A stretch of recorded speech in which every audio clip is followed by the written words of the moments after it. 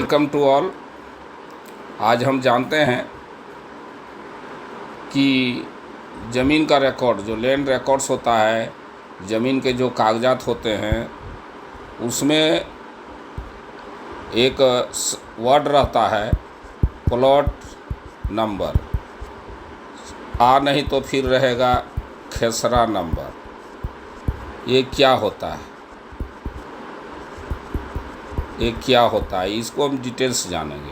Plot number, खेसरा number के अधिकांश लोगों को ये जानकारी नहीं हो पाती है कि प्लॉट नंबर, खेसरा नंबर क्या होता है। तो आप इसका डिटेल हम जानकारी देना चाह रहे हैं कि सपोज मान लिया जाए कि कोई एक विलेज है, कोई गांव है, गांव का एक ये पूरा गांव का एक ये बाउंड्री है, और इस गांव में कहीं पर तालाब है, कहीं किनारे जो है सो एक नदी भी है ना, कहीं पर एक मंदिर भी है, कहीं आप देखेंगे एक मस्जिद भी है। जिस तरह का गांव रहता है वहाँ हर एक तरह का नेचर का जो है सो वो प्लॉटिंग माने वहाँ पर निशान, उसका पहचान रहता है।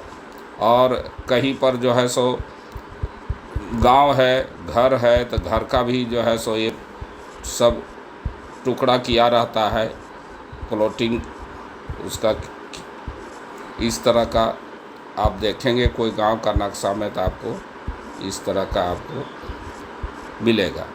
तो गांव का नक्शा जब बन जाता है तो बनने के बाद जो है सो उसका खानापुरी होता है। तो खानापुरी कहीं एक छोर से उत्तर और पश्चिम के कोना से जो है सो उसका खानापुरी किया जाता है। खानापुरी मतलब एक एक प्लॉट का उसको जो है सो मैंने टुकड़ा में जो है सो नंबर दिया जाता है ना। तो उस तरह का नंबरिंग दिया जाता है, और नंबरिंग देने के बाद पूरा सपोज मान लिया हाँ करके जो है सो लास्ट में मान लीजिए 500 नंबर पर जो है सो ईंट कर जाता है। तो इस विलेज में जो सपोज यहाँ मान लिया जाए 210 नंबर है, तो कोई आदमी बोलता है कि हमारा 210 नंबर प्लॉट है। तो प्लॉट क्या हुआ कि इस गांव का जो एक टुकड़ा हुआ, इस गांव में जो विभाजित है, टुकड़ों में जो विभाजित, उसके एक टुकड़े को ही जो है सो उसको प्लॉट नंबर और खेसरा नंबर कहते हैं। तो हेलो गाइज, आप समझते हैं कि आप लोग को ये समझ में आ गया होगा। Thank you.